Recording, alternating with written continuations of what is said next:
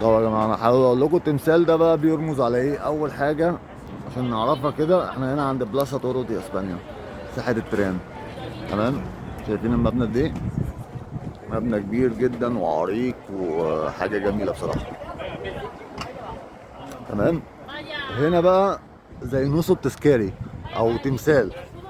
هنا حاطين البدله بتاعه الفارس اللي هو بيلاعب الثور، وجنبه ملاك بيعيط عليه او ساند على كتفه، يعني بيعيط عليه او كده وهو طبعا عريان الملاك، فلا مؤاخذة يعني يا جدعان. بس انا عايز اقول لكم يعني هي دي بقى البدلة بتاعت الفارس، وتهيألي ان الفارس ده مات. تمام، الله يرحمه يعني بقى ولا كده، بعد ما موت الثور او في ثور تاني موته ولا حاجة، يعني ده تأنيب على روح على روح المرحوم اللي قتل الثور. اهو شكله بقى، بص عامل له تمثال تاني على الطاير كده.